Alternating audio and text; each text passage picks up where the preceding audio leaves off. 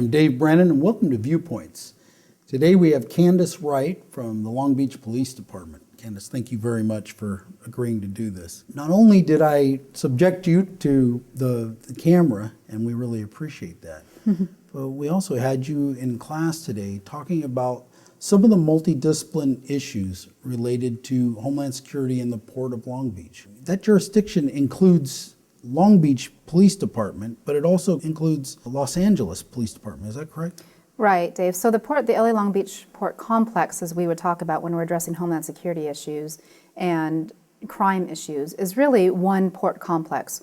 So when you look at it from a multi-jurisdictional component, you have Long Beach Police Department, you've got LA Port Police, you've got Los Angeles Police Department. So, wait. So we got way more than just two people playing this game. Absolutely. We have way more than probably at least 20 that I could probably name off the top of my head. Word. It's very jurisdictionally dense.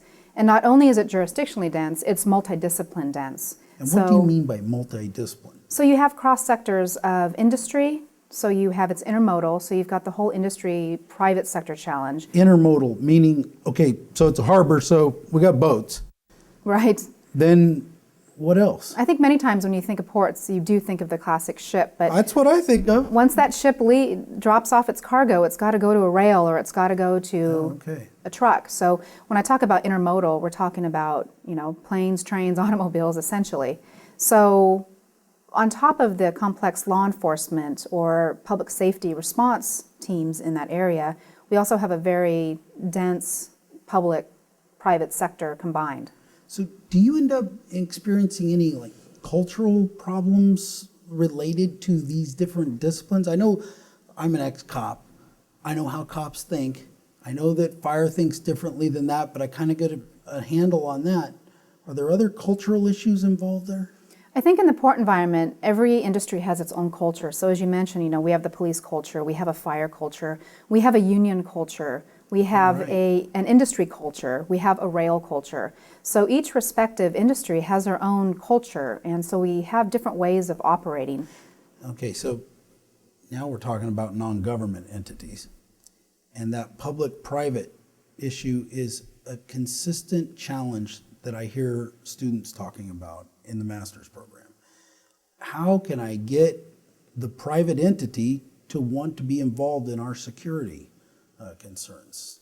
And how do you approach that? The first steps that I took was trying to garner trust. So it wasn't something that was won overnight. So it was being there, it was showing up, it was being consistent, it was being stable, it was being reliable. So there was a lot of trust building, foundational building in the beginning, so that private industry knows, one, I'm not out to regulate their facility. Two, I don't necessarily want anything from them in the beginning. It's laying that foundation of trust. And I think after the trust is built, it's letting them know what we can do together as a team. So I looked at it from a team approach. Instead of being mutually exclusive, I looked at it more as mutually beneficial. So the trust issue is the same thing we see within any single discipline. I mean, we work better with those whom we trust. Sure. And you've just transferred that over to the private. Do they accept you with open arms and they're ready to sing Kumbaya? Well, no, not right Not off so the much. bat, not Okay. not so much.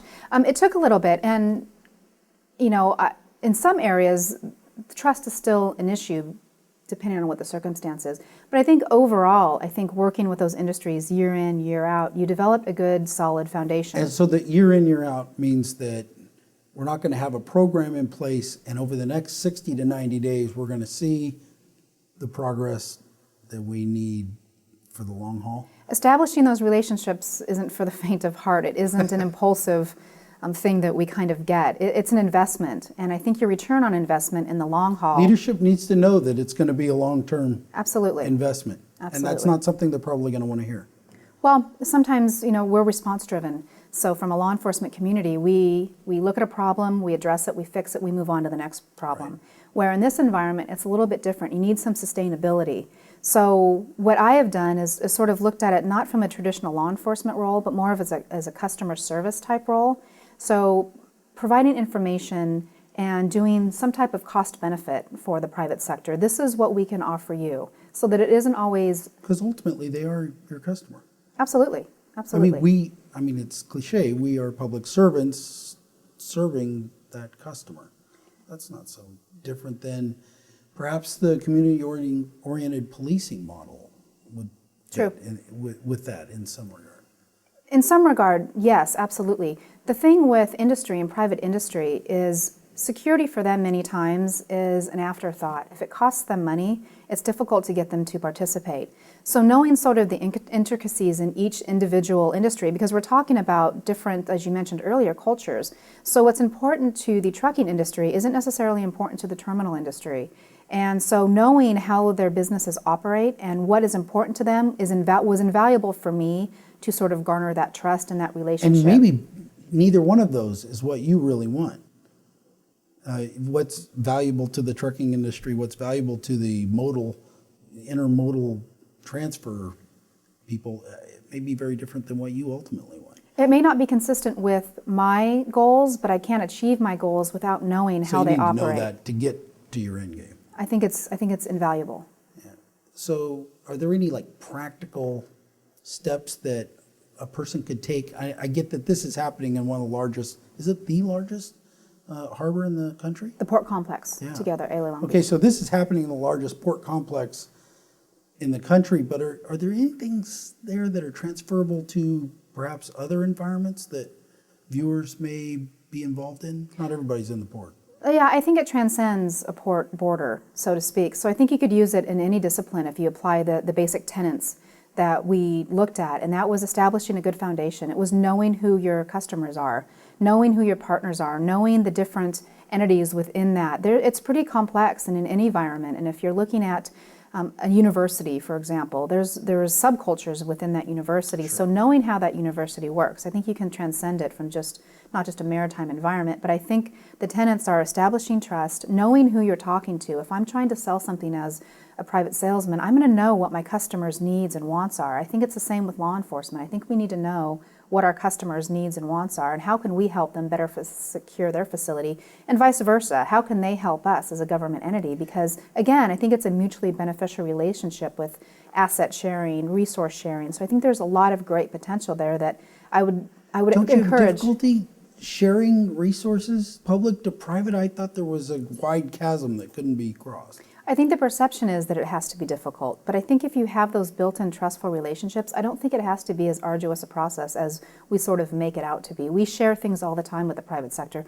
We share camera feeds. We share a lot of different tools in the private sector on a daily basis. So I think the perception is that it's difficult, but I don't buy in that it has to be a showstopper. So you're talking about understanding that there's not only cultural differences between departments, government departments, but that there are cultural differences between what government's needs are, 20 different organizations, and private industry. You've also said that you got to have a long-term relationship, not just a flash in the pan. So those organizations that want to have a 6-month or 1 year, 2-year rotation, it may be difficult for them to develop that. That's going to have to be worked into their strategic plan. Absolutely, and I've worked on a couple of different information sharing task force and participated in symposium, and that theme comes up over and over again, is the consistency. You need a consistent point of contact. If you have somebody rotating in every year, every 2 years, it takes a solid year of routine interaction to develop a good trust with somebody. Yeah, I see that in jobs I've moved to as well. I don't guess it's that different anywhere you go. I don't think it is.